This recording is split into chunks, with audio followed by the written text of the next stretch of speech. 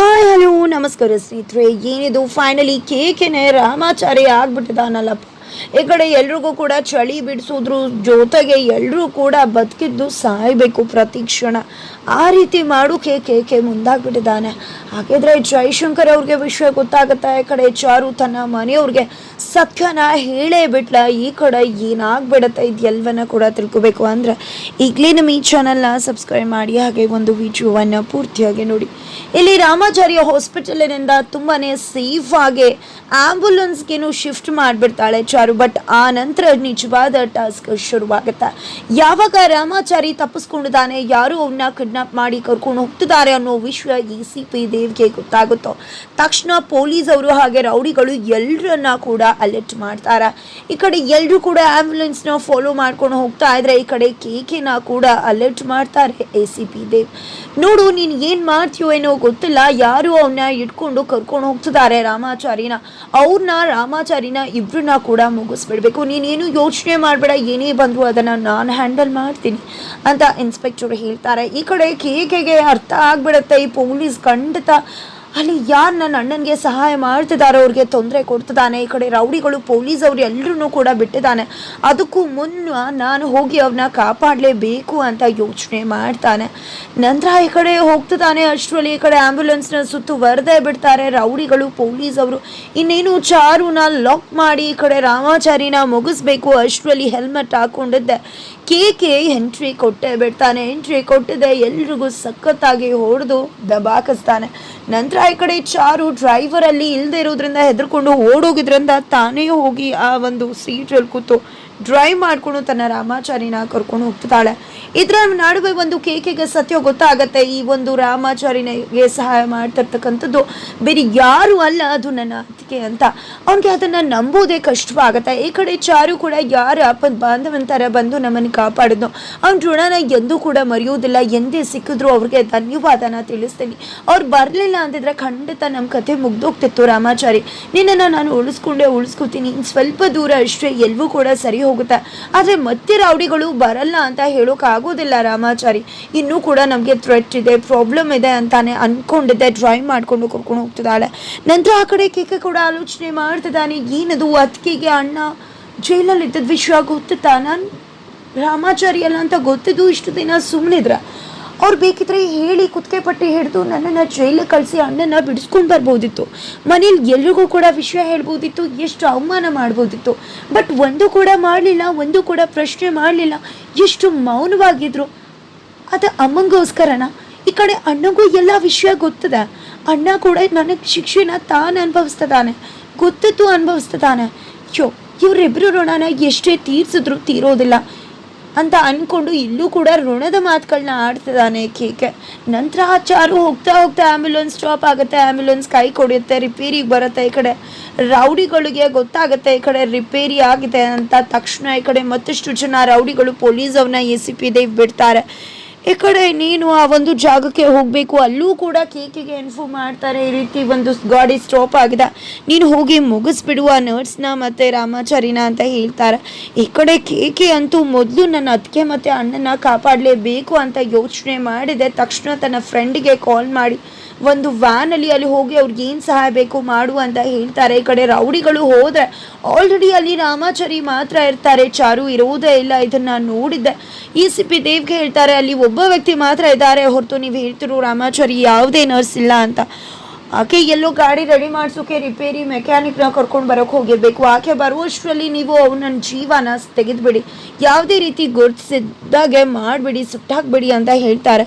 ಈ ಕಡೆ ರೌಡಿಗಳು ಕೂಡ ಅದೇ ಕೆಲಸ ಮಾಡೋಕೆ ಹೋದರೆ ಈ ಕಡೆ ರಾಮಾಚಾರಿ ಎದ್ದಿದ್ದೆ ಡಬಾರ್ ಅಂತ ಹೇಳಿ ಫೈಟ್ ಮಾಡೇ ಬಿಡ್ತಾರೆ.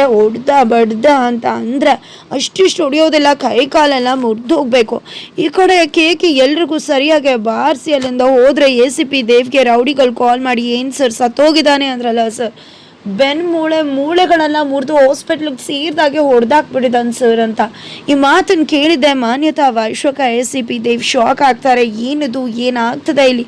ಓ ಮೈ ಗಾಡ್, ಎಲ್ಲಿ ಬದುಕಿದಾನ ಅವನು, ಡಾಕ್ಟರೇ ಹೇಳಿದ್ರಲ್ಲ ಅಂತ. ಇಲ್ಲ ಸರ್, ನಿಜವಾಗ್ಲೂ ಸರ್ ಅಂತ ಹೇಳ್ತಾರೆ. ಈ ಕಡೆ ಅವ್ರಿಗೆ ತಲೆ ಕೆಟ್ಟು ಹೋಗುತ್ತೆ. ನಂತರ ಆ ಕಡೆ ಚಾರುನ ಕೇಕೆ ಫ್ರೆಂಡ್ ಬಂದಿದೆ, ಗಾಡೀಲಿ ಕರ್ಕೊಂಡು ಹೋಗ್ತಾರೆ ಸಹಾಯ ಮಾಡುವ ನೆಪದಲ್ಲಿ. ನಂತರ ಫೈನಲಿ ಧನ್ವಂತ್ರಿ ಆಶ್ರಮಕ್ಕೆ ಬಂದು ತಲುಪ್ತಾಳೆ. ನಂತರ ಥ್ಯಾಂಕ್ಸ್ ಹೇಳ್ತಾಳೆ. ಯಾವುದೇ ಕಾರಣಕ್ಕೂ ನಿಮ್ಮ ಋಣನ ಮರೆಯೋಕ್ಕಾಗೋದಿಲ್ಲ ಅಂತ, ಏನಾದರೂ ಸಾಯಬೇಕು ಅಂದರೆ ಕೇಳಿ ಅಂತ ಅಲ್ಲಿಂದ ಹೊರಡ್ತಾರೆ.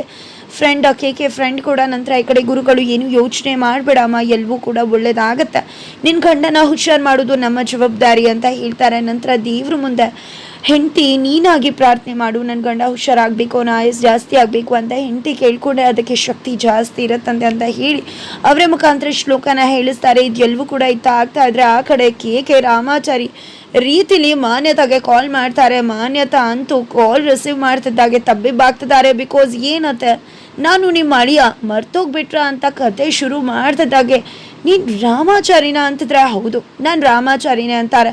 ನಿನ್ನ ಡಾಕ್ಟರ್ ಸತ್ತೋದ ಅಂತ ಹೇಳಿದ್ರಲ್ವಾ ಅಂತಿದ್ದಾಗೆ ಏನು ನಾನು ಸತ್ತೋದೆ ಅಂತ ಅನ್ಕೊಂಬಿಟ್ರಾ? ನೀವು ಸುಪಾರಿ ಕೂಡ ಕೊಟ್ಟಿದ್ರಿ ಅಂತ ಗೊತ್ತು, ನೀವು ಏನೇ ಮಾಡಿದ್ರು ನನ್ನ ಸಾಯಿಸೋಕ್ಕಾಗೋಲ್ಲ. ಇವತ್ತು ಹೇಗೋ ಆಚೆ ಇದ್ದೀನಿ, ನಿಮಗಿನ್ನೂ ಸಾವೋ ನಾ ಮುಹೂರ್ತ ಸಿಗತ್ತೆ. ಅಲ್ಲಿ ನನ್ನ ಇನ್ನೊಂದು ಅದಕ್ಕೆ ಕೂಡ ಇದ್ದಾರಲ್ವಾ, ಅವ್ರಿಗೂ ಹೇಳ್ಬಿಡಿ ಅಂತ ರಾಮಾಚಾರಿ ಹೇಳ್ತಿದ್ದಾನೆ. ರಾಮಾಚಾರಿ ವೇಷದಲ್ಲಿರೋ ಕೇಕೆ ಅದನ್ನು ಕೇಳಿಸ್ಕೊಂಡೆ ವೈಶಾಖ ಶಾಕ್ ಆಗ್ತಿದ್ದಾಳೆ. ನಂತರ ತಬ್ಬಿಬ್ಬಾಗಬೇಡಿ ಅದಕ್ಕೆ, ಸುಮ್ಮನೆ ಯಾಕೆ ಇಷ್ಟೆಲ್ಲ ಮಾಡ್ತಿದ್ರ, ನೀವೇ ಇದನ್ನೆಲ್ಲ ಮಾಡಿಸಿದ್ವು ಅಂತ ನನಗೆ ಗೊತ್ತದ. ಪಾಪ ನಿಮ್ಗೆ ಅನುಮಾನ ಅಲ್ವಾ, ಡಾಕ್ಟರ್ ರಿಪೋರ್ಟ್ ಕೊಟ್ರಲ್ಲ ಅಂತ. ನಾನು ನೀರಿನೊಳಗೆ ಎಷ್ಟೊತ್ತು ಉಸಿರಿಟ್ಕೊಂಡಿರ್ತೀನಿ, ಅಂಥದ್ರಲ್ಲಿ ಒಂದು 5 ನಿಮಿಷ ರಿಪೋರ್ಟ್ ರೆಡಿ ಮಾಡಬೇಕಾದ್ರೆ ಉಸಿರಿಟ್ಕೊಳ್ಳೋದು ಕಷ್ಟ ಆಗುತ್ತಾ? ಡಾಕ್ಟರ್ ಬಂದು ನನ್ನನ್ನು ಟ್ರೀಟ್ಮೆಂಟ್ ಮಾಡಬೇಕಾದ್ರೆ ನನ್ನ ಉಸಿರನ್ನ ಬಿಗಿ ಇಟ್ಕೊಂಡಿದ್ದೆ, ಅದಕ್ಕೆ ಡಾಕ್ಟರ್ಗೆ ನಾನು ಉಸಿರಾಟ ಆಡೋದು ಗೊತ್ತಾಗಲಿಲ್ಲ ಅಂತ ಹೇಳ್ತಿದ್ದಾರೆ.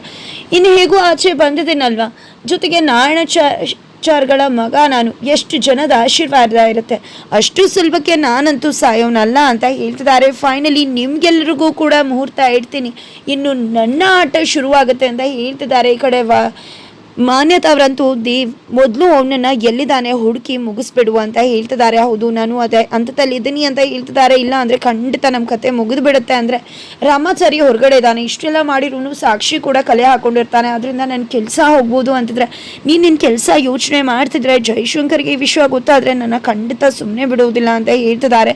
ಹಾಗಾದರೆ ಫೈನಲಿ ಜೈಶಂಕರ್ ಆಲ್ರೆಡಿ ಹೇಳಿದ್ದಾರೆ ಮಾನ್ಯತಾ ಅವ್ರಿಗೆ, ನನ್ನ ಮಗಳು ಹಾಗೆ ಅಳಿಯಂಗೆ ಏನಾದರೂ ನಿನ್ನಿಂದ ತೊಂದರೆ ಆದರೆ ನಿನ್ನಂತೂ ಸುಮ್ಮನೆ ಬಿಡೋದಿಲ್ಲ, ಡಿವೋರ್ಸ್ ತೆಗೆದು ಬಿಸಾಕ್ತೀನಿ, ಮನೆಯಿಂದ ಆಚೆ ಹಾಕ್ತೀನಿ ಅಂತ ಹೇಳಿದ್ದಾರೆ.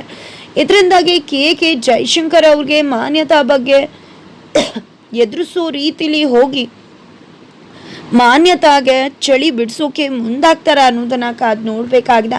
ನಂತರ ಈ ಕಡೆ ಮನೆಯಲ್ಲಿ ತುಂಬಾನೇ ಆತಂಕ ಪಟ್ಕೊಂಡಿದ್ದಾರೆ. ಬಿಕಾಸ್ ಇಲ್ಲಿ ದೇವರ ದೀಪ ಹಚ್ಚಬೇಕಾದ್ರೆ ದೀಪ ಬಿದ್ದೋಯ್ತು, ದೀಪ ಆರೋಯ್ತು, ಇದರಿಂದ ಎಲ್ರಿಗೂ ಕೂಡ ಆತಂಕ ಜಾಸ್ತಿ ಆಗ್ತಿದೆ. ಆ ಕಡೆ ರಾಮಾಚಾರಿ ಅಂದರೆ ಕೆ ಕಾಲ್ ರಿಸೀವ್ ಮಾಡ್ತಿಲ್ಲ. ಈ ಕಡೆ ಚಾರು ತಮಗೆ ಎಂಥ ಒಂದು ಪರಿಸ್ಥಿತಿ ಇದೆ, ನನ್ನ ಗಂಡನಂದೆ ಪೊಲೀಸವರು ರೌಡಿಗಳು ಬಿದ್ದಿದ್ದಾರೆ ಅಂತ ಹೇಳ್ತಿದ್ದಾಗೆ, ಹಾಗಿದ್ರೆ ಮೊದಲು ಟ್ರೀಟ್ಮೆಂಟ್ ಆಗಬೇಕು, ನೀನು ಇಲ್ಲೇ ಇದ್ರೆ ತುಂಬಾ ತೊಂದರೆ ಆಗುತ್ತೆ, ನೀನು ಮನೇಲಿ ಇರಬೇಕು, ಕಾಣದೇ ಇದ್ದಾಗ ಅವ್ರು ಹುಡ್ಕೊಂಡು ಬರೋ ಚಾನ್ಸಸ್ ಇರುತ್ತೆ. ಈ ಒಂದು ಟ್ರೀಟ್ಮೆಂಟ್ ಯಾವುದೇ ಕಾರಣಕ್ಕೂ ಮಧ್ಯಂತರದಲ್ಲಿ ನಿಂತ್ಕೋಬಾರ್ದು. 30 ಇರೋತಕ್ಕಂಥ ಒಂದು ಹಾರ್ಟ್ ಬೀಟ್ನ ನಾವು ಹೈ ಲೆವೆಲ್ಗೆ ಕಳಿಸ್ಬೇಕು, ಇನ್ಕ್ರೀಸ್ ಮಾಡಬೇಕಾಗಿದೆ.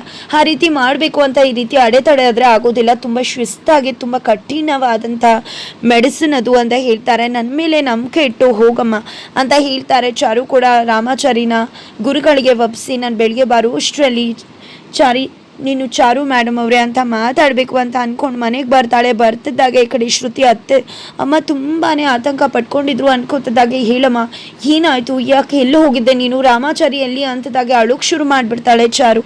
ಅದು ರಾಮಾಚಾರಿ ಅಂತ ಸತ್ಯ ಹೇಳೋಕೆ ಮುಂದಾದರೆ ಅಷ್ಟರಲ್ಲಿ ಕೆ ಬಂದು ಅಮ್ಮ ಅಂತ ಹೇಳ್ತಿದ್ದಾಗೆ ರಾಮಾಚಾರಿ ಬಂದ್ಬಿಟ್ಟ ಅಂತ ಹೇಳ್ತಾರೆ. ಅಮ್ಮ ನೀನೇನು ಯೋಚನೆ ಮಾಡಬೇಡ, ಆದಷ್ಟು ಬೇಗ ನಿನ್ನ ಇನ್ನೊಬ್ಬ ಮಗ, ನಿನ್ನ ಇನ್ನೊಂದು ರತ್ನ ನಿನ್ನ ಕಣ್ಮುಂದೆ ಬರುತ್ತೆ ಅಂತ ಹೇಳ್ತಿದ್ದಾರೆ. ಆದರೂ ಕೂಡ ಇಲ್ಲಿ ಚಾರುಗೆ ತನ್ನ ಗಂಡನ ಪರಿಸ್ಥಿತಿನೇ ತಲೆಯಲ್ಲೆಲ್ಲ ತುಂಬಿಕೊಂಡಿದೆ. ಈ ಕಡೆ ಶ್ರುತಿ ಮತ್ತು ಜಾನಕಿ ಅವರು ಏನಾಯಿತು ಹೇಳಿ ಅದಕ್ಕೆ ಅಂತ ಕೇಳ್ತಿದ್ದಾರೆ. ಹಾಗಾದರೆ ಚಾರು ಇಲ್ಲಿ ಸತ್ಯನ ಹೇಳ್ತಾಳೆ. ಖಂಡಿತ ಸತ್ಯ ಹೇಳುವುದಿಲ್ಲ, ಸತ್ಯ ಹೇಳಿದ್ರೆ ಅದು ಬೇರೆ ರೀತಿಯೇ ಆಗಿಬಿಡುತ್ತೆ. ಬಿಕಾಸ್ ರಾಮಾಚಾರಿ ಎಲ್ಲಿದ್ದಾನೆ ಅಂತ ಗೊತ್ತಾಗಿ ಅವನಿಗೆ ತೊಂದರೆ ಆಗೋ ಚಾನ್ಸಸ್ ಇದೆ. ಆದರೆ ಇಲ್ಲಿ ಆಲ್ರೆಡಿ ACP ದೇವ್ ಹಾಗೆ ವೈಶಾಖ ಮಾನ್ಯತಾ ಎಲ್ಲರೂ ಕೂಡ ಅಂದ್ಕೊಂಡಿರೋದು ರಾಮಾಚಾರಿ ಆರಾಮಿದ್ದಾನೆ ಅಂತ. ಈ ಕಡೆ ರಾಮಾಚಾರಿ ಆರಾಮಾಗಿದ್ದಾನೆ ಅಂತ ಅಂದ್ಕೊಂಡಿದೆ. ಈ ಕಡೆ ರಾಮಾಚಾರಿನ ಮುಗಿಸ್ಬೇಕು ಅನ್ಕೋತಿದ್ದಾರೆ. ಕೆ ಈ ರೀತಿ ಮಾಡ್ತಿದ್ದಾನೆ ಅನ್ನೋದು ಅವ್ರಿಗೆ ಒಂದು ಸಣ್ಣ ಸುಳಿವು ಕೂಡ ಇಲ್ಲ.